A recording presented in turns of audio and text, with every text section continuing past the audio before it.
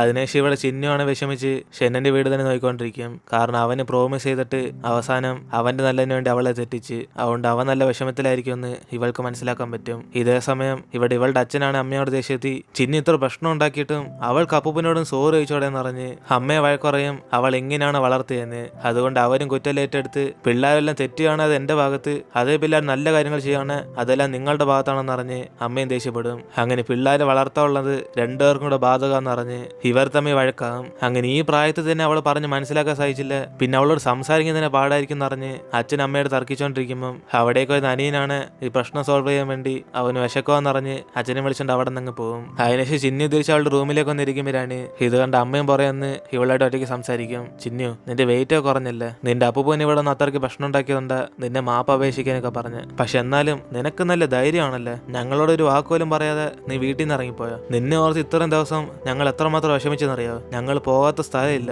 നീ എവിടായിരുന്നു സത്യത്തി എന്നിന് അമ്മയും ചോദിക്കുമ്പോഴാണ് അവളും കൂടെ പഠിക്കുന്ന ഒരു ക്ലാസ്മേറ്റിന്റെ വീട്ടിലായിരുന്നു എന്നറിയും. അതോടെ അമ്മയ്ക്ക് പിടികിട്ടി ഇവൾ ഉദ്ദേശിക്കുന്ന ഷെന്നിന്റെ വീടാന്ന്. അതുകൊണ്ട് ഇവള് വീട്ടിൽ കൊണ്ടുവന്ന ആ ഷൂവും പിന്നെ ആ ജാക്കറ്റ് എല്ലാം കൂടെ അവന്റെ അല്ലേന്ന് പറഞ്ഞ് അമ്മയ്ക്ക് പിടികിട്ടും. അപ്പോഴാണ് അവളും എനിക്ക് പനി വന്ന് ബോധമില്ലാതായപ്പോഴ അവന്റെ വീട്ടിലേക്ക് പോയെന്നറിഞ്ഞ് ഇവർത്തമ്മ അല്ലാതെ വേറെ ബന്ധമൊന്നുമില്ലെന്നറിയും. അപ്പോഴാണ് അമ്മയും എങ്കിൽ പിന്നെ ആ പയ്യനെ നിന്നെ വീട്ടിലേക്ക് വിളിച്ചോണ്ട് നിങ്ങൾ തമ്മിലപ്പം നല്ല പരിചയമുണ്ട്, എനിക്കിത് മനസ്സിലാക്കാൻ പറ്റുന്ന ഒന്നെങ്കിൽ ആ പയ്യന് നിന്നോട് ഇഷ്ടം കാണും, അതും തെറ്റായ ചിന്തയില്, അല്ലെങ്കിൽ നിനക്ക് അവനോടെല്ലാം സ്നേഹം കാണും, ഇതിലേതാടി ഏതിന് അമ്മയും ചോദിക്കുമ്പം അവളാണ് അമ്മ വിചാരിക്കുന്ന പോലെ ഒന്നല്ലെന്ന് പറഞ്ഞ് അവൻ ചുമ്മാ ഇവൾ ഹെൽപ്പ് ചെയ്തെന്ന് പറയും, അല്ലാതെ ഒരു ബന്ധമില്ലെന്ന് പറയുമ്പം അമ്മ ഒരു പക്ഷേ അവൻ അന്വേഷിച്ച് ഇവര് പോകുന്ന പേടിച്ചിട്ടായിരിക്കും ഇവള് സത്യമൊന്നും പറയാതെ ഇങ്ങനെ സീക്രട്ട് ആയിട്ട് കീപ്പ് ചെയ്യുന്നതെന്ന്. അതുകൊണ്ട് ഇവർ തമ്മിൽ എന്തോ സംഭവിച്ചെന്ന് ചോദിക്കുമ്പം അവളും കുറെ പറഞ്ഞു നോക്കും, സത്യത്തി അവൻ ഇവളോട് സഹതാപം തോന്നിയോണ്ട് മാത്രമാ അവന്ന് സഹായിച്ചെന്ന്, അതല്ല ഞാൻ എന്തിനാ അവന്റെ പുറകെ പോന്നെന്ന് പറഞ്ഞ് ഇവളും പറയുമ്പം ഇവളുടെ അമ്മയ്ക്ക് സംശയം ഒരേ ഇവളുടെ ചേച്ചിയെ പോലെ തന്നെ ഇവരുടെ മെല്ലെ സംഭവിച്ചാണോ എന്ന്. അതുകൊണ്ട് അത് മനസ്സിലാക്കുന്ന അവളാണ് ദേഷ്യത്തി നിങ്ങൾ വിചാരിക്കുന്നതും സംഭവിച്ചിട്ടില്ല, കൂടാതെ ചേച്ചി മരിക്കാനുള്ള കാരണം അത് നിങ്ങളാന്ന് പറഞ്ഞ് അവരോട് ദേഷ്യപ്പെടും. അങ്ങനെ ഗ്രാമത്തിൽ ജീവിക്കുന്ന ചേച്ചിക്ക് ഇഷ്ടമല്ലെന്ന് അറിഞ്ഞിട്ടും നിങ്ങളല്ലേ ഫോഴ്സ് ചെയ്ത് അവൾ അങ്ങോട്ട് പറഞ്ഞയച്ച് കസിനോട് ഏൽപ്പിച്ചെന്ന് പറഞ്ഞ് ഇവൾ ഇപ്പോഴെങ്കിലും ചെയ്ത തെറ്റ് മനസ്സിലാക്കുന്നതെന്ന് ചോദിക്കും. അതുകൊണ്ട് അവസാനം നിങ്ങൾ എന്നെ ഫോഴ്സ് ചെയ്ത് എന്റെ ചേച്ചിയെ പോലെ ആക്കുമെന്ന് ചോദിക്കുമ്പം ഇത് കേട്ട അമ്മയും എങ്കിൽ പിന്നെ നിന്നെ ഫോഴ്സ് ചെയ്യുന്നില്ല, നിനക്ക് ഈ വീട്ടിൽ നിന്ന് ഇറങ്ങിപ്പോയാൽ നിനക്ക് ഫുൾ ഫ്രീഡം, നീ ഇനി ഇവിടെ നിന്ന് ഇറങ്ങിപ്പോയിക്കോ, പക്ഷെ തിരിച്ച് ഈ ഫാമിലിയിലോട്ട് വരല്ലേ. എന്നിന് അവരും ദേഷ്യത്തിൽ പറഞ്ഞ ഉടനെ ഇവള് പെട്ടെന്ന് അതാ സമയം നോക്കി അവിടെ നിന്ന് ഇറങ്ങിപ്പോകും. അതോടെ അവളുടെ അമ്മയാണ് ഞാൻ പറഞ്ഞ അപ്പത്തന്നെ നീ പോകോടി എന്ന് പറഞ്ഞ് അവളെ അടിച്ച് പൊട്ടിച്ചോണ്ടിരിക്കും. അപ്പോഴാണ് ഇവിടെ നടക്കുന്ന സംഭവങ്ങളെല്ലാം ഷെൻ അവന്റെ വീട്ടിലിരുന്ന് കണ്ടോണ്ടിരിക്കും. അങ്ങനെ അവസാനം അവർക്ക് നടന്ന അടിയില് അമ്മയുടെ എന്നൊക്കെ അറിയാതെ അവളുടെ ഫേസിനകത്തം കീറും. എന്നിട്ട് അനീന അതിനൊക്കെ മരുന്നിട്ട് കൊടുത്തിട്ട് എന്തായാലും ചെറിയ സ്ക്രാച്ച് അല്ല, ഇതൊക്കെ പെട്ടെന്ന് മാറിക്കോളെന്ന് അറിയും. കൂടാതെ അമ്മ ഇവളെ അടിച്ച് തെറ്റാണെങ്കിലും അമ്മ ദേഷ്യപ്പെടാനുള്ള കാരണം നീ ഇങ്ങനെ പെട്ടെന്ന് ഓരോ കാര്യങ്ങൾ ചെയ്യുന്നുണ്ടല്ലെന്ന് പറഞ്ഞ് അവൾക്ക് കാര്യം പറഞ്ഞ് മനസ്സിലാക്കി കൊടുക്കും. അങ്ങനെ ഒരു സോറി ചോദിച്ചാൽ തീരാവുന്ന പ്രശ്നമല്ലേന്ന് പറഞ്ഞ് അവനും പ്രശ്നങ്ങൾ സോൾവ് ചെയ്യാൻ നോക്കുമ്പോൾ ഇവളാണ് ഞാനിതിന് അവരോടൊക്കെ സോറി അയക്കുന്നെന്ന് പറഞ്ഞ് ഇവള് ദേഷ്യത്തിൽ തന്നെ സംസാരിക്കും. അങ്ങനെ തെറ്റല്ല അവർ ചെയ്തിട്ട് അവസാനം ഞാൻ സത്യം കാണിച്ചു കൊടുത്തപ്പോൾ ഇപ്പൊ ഞാനാണ് കുറ്റക്കാരി എന്ന് പറഞ്ഞ് ഇവളുടെ ഭാഗത്തുള്ള സത്യങ്ങളെല്ലാം പറയുമ്പോൾ അവനത് മനസ്സിലാക്കിയിട്ട് എന്നാൽ അച്ഛനമ്മയും നമ്മളെ നല്ലതിന് വേണ്ടിയിൽ ഇതൊക്കെ ചെയ്യുന്നതെന്ന് പറഞ്ഞ് അവരെയും കൂടെ നോർത്ത് വിഷമിക്കാൻ പറയും. കൂടാതെ ഇവൾ അന്വേഷിക്കാൻ പോകുന്ന സമയത്തൊക്കെ അമ്മ ബോധമില്ലാതെ കാറിലൊക്കെ ചെന്നപ്പെട്ട് ഒരേ ശിവൻ വന്നില്ലായിരുന്നെങ്കിൽ അമ്മയ്ക്ക് ചിലപ്പോൾ ആക്സിഡന്റ് ആയേനെ. അതുകൊണ്ട് ഇവളോട് സ്നേഹമില്ലെങ്കിൽ എന്തിനാ ഇവളെ കണ്ടെത്താൻ വേണ്ടി അമ്മ എത്ര റിസ്ക് എടുക്കുന്നതെന്ന് പറഞ്ഞ് ഇവന് കാര്യങ്ങളൊക്കെ അവളോട് പറഞ്ഞുകൊണ്ടിരിക്കും. അതിനുശേഷം ഇവിടെ അച്ഛനും നീ എന്നും കഴിക്കുന്ന ഗുളികയൊന്നും കഴിച്ചില്ലെന്ന് പറഞ്ഞ് അമ്മയുടെ അടുത്ത് കൊടുക്കാൻ വരുമ്പം അവരാണ് ഇപ്പോഴും ദേഷ്യത്തിരിക്കുക. അതുകൊണ്ട് ഗുളികയൊന്നും വേണ്ടെന്ന് പറഞ്ഞ് അവരെ തട്ടിക്കളയും. ഇതേ സമയം ഷെന്ന് അവളോർത്ത് കുറെ വിഷമിച്ചിട്ട് ഇവളിപ്പോ ഓക്കെ ആണെന്ന് പറഞ്ഞ് അവൾക്ക് മെസ്സേജ് അയക്കും. കൂടാതെ എന്തെങ്കിലും ഹെൽപ്പ് വേണമെങ്കിൽ അവനോട് ചോദിച്ചാൽ മതി എന്ന് പറഞ്ഞ് അവൻ ഇപ്പോഴും അവളുടെ കൂടെ തന്നെ കാണും. പക്ഷെ അവളുടെ ഭാഗത്തിരുന്ന് മാത്രം ഒരു റിപ്ലൈയും കിട്ടത്തില്ല.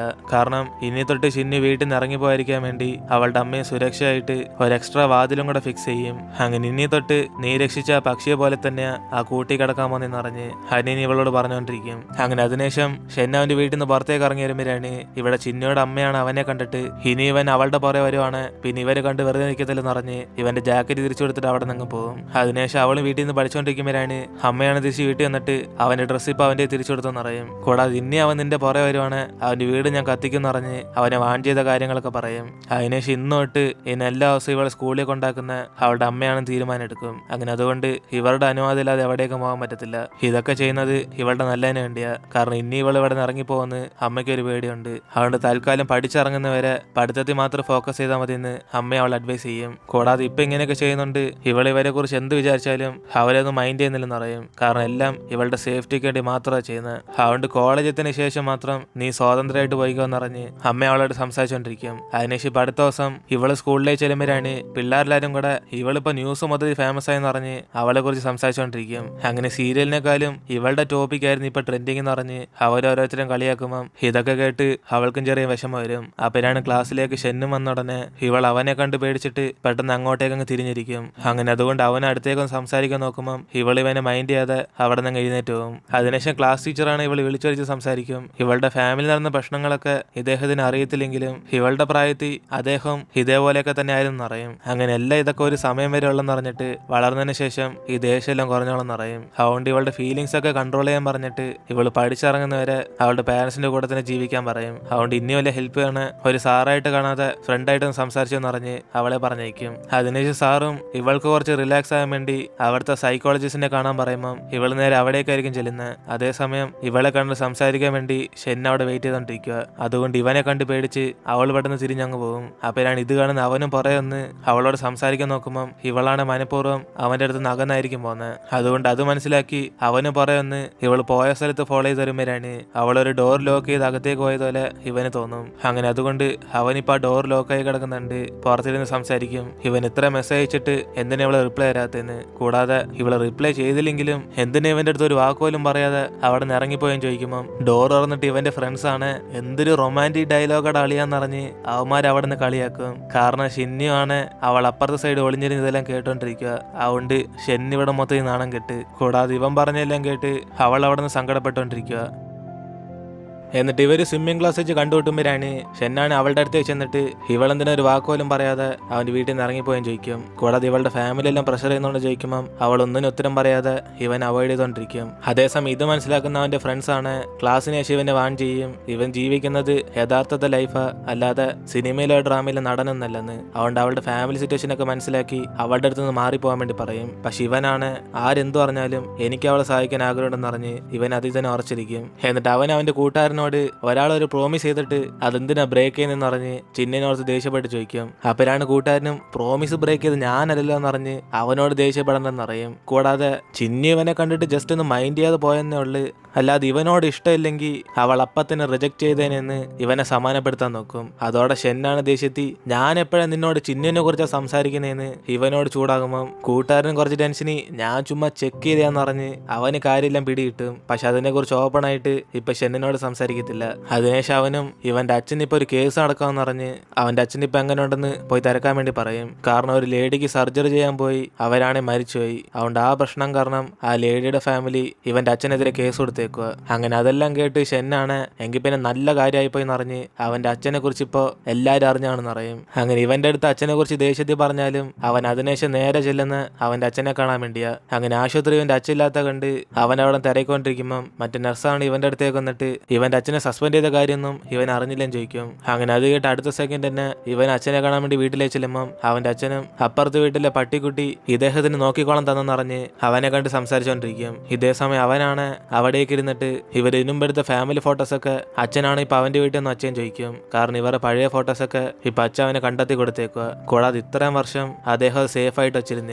അതുകൊണ്ട് അമ്മയെ വെറുക്കുന്ന നിങ്ങള് അവര് വീട്ടിൽ നിന്ന് പറഞ്ഞു വെച്ചതിന് ശേഷം എന്തിനാ ഈ ഫോട്ടോസ് കീപ്പ് ചെയ്യുന്ന ചോദിക്കുമ്പോൾ ഈ ഫാമിലി ഫോട്ടോ ഇവൻ എത്രമാത്രം വിലപ്പെട്ടയാന്ന് അച്ഛൻ അറിയാന്നറിയും. അങ്ങനെ അതുകൊണ്ട് ഇവന്റെ നല്ലതിന് വേണ്ടിയാ അതൊക്കെ സേവ് ചെയ്ത് വെച്ചിരുന്നത്. അതുകൊണ്ട് ആ ഫോട്ടോസൊക്കെ കാണുമ്പം ഇവന്റെ അമ്മയുടെ കൂടെ ഉള്ള പോലെ ഇവന് തോന്നുന്ന അറിയുമ്പം ഇത് കേട്ട് അവനും ദേഷ്യത്തി അത് കാണുമ്പോൾ എനിക്ക് അതൊന്നല്ല തോന്നുന്നത്. എന്റെ 5ാമത്തെ വയസ്സിൽ നിങ്ങൾ അമ്മയെ വീട്ടിൽ നിന്ന് പുറത്താക്കിയത് എനിക്ക് ഓർമ്മ വരുന്നു. ഇതിന് അവനും പറയുമ്പോഴാണ് ഇത് കേട്ട് അച്ഛനും വിഷമിച്ച് എന്തായാലും ഇദ്ദേഹത്തിന്റെ വർക്ക് ബിസി ആയതുകൊണ്ടല്ലേ ഇവനും എന്റെ അമ്മയെ നോക്കിക്കൊള്ളാൻ പറ്റാത്തെന്ന് അറിഞ്ഞ് അതിനൊക്കെ ഇപ്പൊ സോറി ചോദിക്കും. അപ്പനാണ് അവനും നിങ്ങൾക്ക് എപ്പോഴും ഈ കാരണം പറഞ്ഞ് എസ്കേപ്പ് ആന്ന് പറഞ്ഞ് സത്യത്തിലുള്ള റീസൺ എന്തുവന്ന് ഇവന് ചോദിച്ച് മനസ്സിലാക്കാൻ നോക്കും. അങ്ങനെ പണ്ട് കൊച്ചായതുകൊണ്ട് ഇവനോട് ഒരു കാര്യം ഷെയർ ചെയ്തില്ല. പക്ഷെ ഇപ്പൊ അവന് 18 വയസ്സായി. എന്നിട്ട് ഇദ്ദേഹം ജോലിയിൽ നിന്ന് സസ്പെൻഡ് ആയ കാര്യം പോലും അവനോട് എന്താ പറയാത്തേന്ന് അറിഞ്ഞ് അവനും ദേഷ്യപ്പെടും. അതിനുശേഷം അവന്റെ അച്ഛനോടുള്ള സ്നേഹത്തിൽ എന്തായാലും ഈ സസ്പെൻഷൻ ഒരു വെക്കേഷനായിട്ട് കണക്കൂട്ടിക്കാന്ന് പറഞ്ഞിട്ട് അദ്ദേഹത്തിന്റെ റെസ്റ്റ് എടുക്കാൻ വേണ്ടി പറഞ്ഞിട്ട് പോകും. ഇതേ സമയത്ത് മൂമു ആണ് ചിന്നുവിനെ കാണാൻ വേണ്ടി അവളുടെ വീട്ടിലേക്ക് വരും. അങ്ങനെ അതുകൊണ്ട് അവളുടെ കൂടെ കുറച്ച് സമയം സംസാരിക്കാൻ വേണ്ടി അമ്മ അവളെ പറഞ്ഞയക്കും.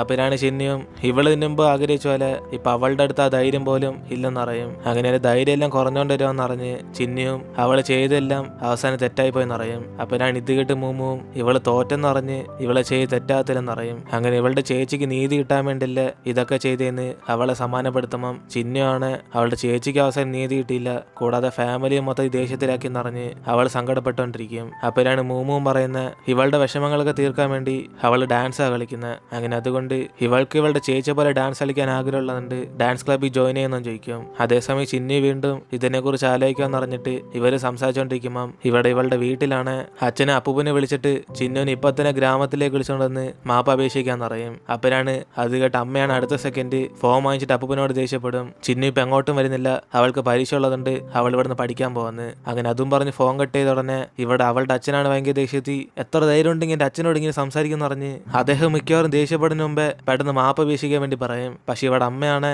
നമ്മുടെ ശൗബനെ പോലെ തന്നെ ചിന്നു ആകല്ലെന്ന് അറിഞ്ഞിട്ട് ഇവർ ആ ഗ്രാമത്തിലേക്ക് പോകണ്ടെന്നറിയും. അങ്ങനെ ഒരു അച്ഛനായിട്ട് സ്വന്തം മോളെ പോലെ നിങ്ങൾക്ക് രക്ഷിക്കാൻ വയ്യെന്ന് അമ്മയും ദേഷ്യപ്പെടുമ്പം അച്ഛനാണ് അടുത്തേക്ക് വന്നിട്ട് പറയും അതിന് ചിന്നു അല്ലേ ആദ്യം അവളുടെ കസിന്റെ കല്യാണം നിർത്തി തെറ്റ് ചെയ്തേന്ന്, അതുകൊണ്ട് മാപ്പ് അപേക്ഷിക്കുന്നുണ്ട് ഈ പ്രശ്നമെല്ലാം സോൾവ് ആയിക്കോളെന്ന് അച്ഛനും പറഞ്ഞു നോക്കുമ്പം അവസാനം വരെ അമ്മയെ സമ്മതിക്കത്തില്ല. അങ്ങനെ അതുകൊണ്ട് ഇവർ തമ്മിൽ അടിയാകും. അങ്ങനെ ആ ദേശത്തിൽ അമ്മയെ ആ ഫോൺ എറിഞ്ഞ് പൊട്ടിച്ചിട്ട് നിങ്ങളുടെ ഫാമിലി എന്നെ ഫോഴ്സ് ചെയ്ത് ഒരു ആൺകുട്ടിയെ ജനിപ്പിക്കാൻ പറഞ്ഞപ്പോ തന്നെ ഞാൻ ഈ വീട്ടിൽ നിന്ന് ഇറങ്ങി പോണായിരുന്നു. അങ്ങനെയാണ് എന്റെ മകൾ ഷൗബോയും ഇപ്പൊ ജീവനോടിരുന്നേനെ എന്നിന് അമ്മയും പറഞ്ഞ കരയുമ്പം ഇത് കേട്ട് അച്ഛനും ദേഷ്യത്തിൽ എനിക്ക് ഇതോടെ മതിയായി എന്ന് പറഞ്ഞ് അദ്ദേഹം അവിടെ നിന്ന് ശബ്ദം ഉണ്ടാക്കും. ആ പേരാണ് അമ്മ ഇത് കണ്ടിട്ട് ഓ നിനക്ക് ഡിവോഴ്സ് എന്നൊരു വാക്ക് പറയാൻ പോലെ ഇത്രയ്ക്കും പേടിയാ, എന്നിട്ട് ഈ നിങ്ങളാണ് ഈ ഡയലോഗ് ഇപ്പം പറയുന്നത് എന്നിന് ഇവർ തമ്മിൽ ഉടക്കാവും. അതിനെ ശനീന് ഈ കാര്യമെല്ലാം അവളോട് പറഞ്ഞിട്ട് ഇപ്പൊ ഇവൾക്ക് വേണ്ടി അച്ഛനമ്മയും കൂടെ അടികൂടുവാന്നറിയും. കൂടാതെ മരിച്ചുപോയി നമ്മുടെ ചേച്ചിക്ക് ഇവള് നീതി വാങ്ങിച്ചു കൊടുത്താലും അത് കാരണം കസിൻ ഇപ്പൊ ഡിവോഴ്സ് ചെയ്ത് അവനിപ്പോ എവിടാന്ന് ആർക്കും അറിയത്തില്ലെന്നറിയും. കൂടാതെ അത് കാരണം തന്നെ അവന്റെ അമ്മയും ആശുപത്രി അഡ്മിറ്റ് ചെയ്തേക്കുക. ഇപ്പൊ അവസാനം നമ്മുടെ ഫാമിലി തന്നെ അച്ഛനമ്മയും കൂടെ ഡിവോഴ്സ് ചെയ്യാൻ പോകുന്ന അറിയുമ്പം ഇത് കേട്ട് അവളും ഇതൊക്കെ നടക്കാൻ അവൾ ആഗ്രഹിച്ചില്ലെന്നറിയും. അപ്പനാണ് അനിയനും പറയുന്നത് നീ അങ്ങനെ ആഗ്രഹിച്ചില്ലെങ്കിലും നീ അങ്ങനെ ഒരു തീരുമാനം എടുത്തുകൊണ്ടല്ലേ നമ്മുടെ ഫാമിലി മൊത്തത്തിൽ ഇപ്പൊ തകർന്നതെന്ന് പറഞ്ഞ് അവനും കുറച്ച് ഉത്തരവാദിത്തോടെ ഇവളുടെ ബിഹേവിയർ മാറ്റിയാൽ കൊള്ളാന്നറിയും. അതുകൊണ്ട് എന്തിനും എടുത്തു ചാടാതെ നമ്മുടെ ഫാമിലിയോടല്ലേ സോറി വയ്ക്കാൻ മതി എന്നറിഞ്ഞ് അവളെ ഒന്നും കൂടെ ആലോചിക്കാൻ വേണ്ടി പറയും. അതിനുശേഷം അനിയൻ പറഞ്ഞെല്ലാം കേട്ട് ഇവളും കുറെ ആലോചിച്ച് അവസാനം അച്ഛനോടൊന്ന് പറയും ഇവളും ഗ്രാമത്തിൽ വന്ന് അവരോടൊക്കെ സോറി പറയാൻ തയ്യാറാന്ന്. അപ്പനാണ് ഇത് കേട്ട് അച്ഛനും ദേഷ്യത്തി ഇനിയിപ്പോ ഇവള് ഗ്രാമത്തിൽ വന്നാൽ പോലും ഇപ്പൊ പ്രശ്നം മൊത്തത്തിൽ വഷളായി കിടക്കുമെന്ന് അറിഞ്ഞ് ഇവളുടെ അപ്പൂപ്പനും ഫാമിലി ഒന്നും ഇവളെന്നെ വെറുതെ എടുത്തില്ലെന്ന് അറിയും. അത് കേട്ട് അവളാണ് ദേഷ്യത്തി അവരെന്നെ എങ്ങനെയാലും പണിഷ് ചെയ്തോട്ടെ, ഞാൻ അവിടെ നിന്ന് സോറി ചോദിച്ചാൽ പോരെ നിങ്ങൾക്ക്, എനിക്കത് പേടിയൊന്നുമില്ല, പക്ഷേ ഞാൻ കാരണം നിങ്ങൾ അമ്മയും കൂടെ വെറുതെ വഴക്കോടണ്ട, എനിക്ക് അതാ കണ്ട് സഹിക്കാൻ പറ്റാത്ത. ഇതിന് അവളും പറയുമ്പോഴാണ് ഇതെല്ലാം കേട്ട അച്ഛനും എങ്കിൽ ശരി ഇതിനെക്കുറിച്ച് ഇപ്പൊ നീ നിന്റെ അമ്മയോട് പറയണ്ട, നാളെ രാവിലെ തന്നെ നമുക്ക് രണ്ടുപേർക്ക് ഇവിടെ നിന്ന് പോവാം, നല്ല കട്ടിയുള്ള തുണി കിട്ടോ. എന്നിന് അച്ഛനും പറഞ്ഞൊരു റൂമിലേക്ക് അങ്ങ് പോകും. കാരണം അദ്ദേഹത്തിന് അറിയാം അവരെ കടിച്ചെന്നെ ഉപദ്രവിക്കുമെന്ന്. അങ്ങനെ അതോടെ നമ്മൾ ഇന്നത്തെ എപ്പിസോഡ് ഇവിടെ അവസാനിക്കുന്നത്. നിങ്ങൾക്ക് ഈ ഡ്രാമയിൽ ഏത് ക്യാരക്ടറാണ് ഇഷ്ടപ്പെട്ട അത് താഴെ കമന്റിൽ പറയുക. സോ ഇനിയിപ്പോൾ നമ്മൾ അടുത്ത എപ്പിസോഡിൽ കാണാം.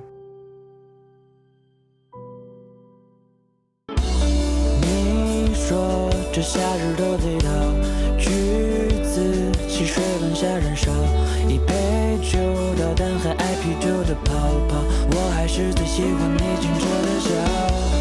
你数着遥远的星光，你说相聚是渐渐的流浪，我都想陪你把每个夏夜点亮，虽然只是在交错的时空相互凝望，可都随时间泛黄，只能对照片。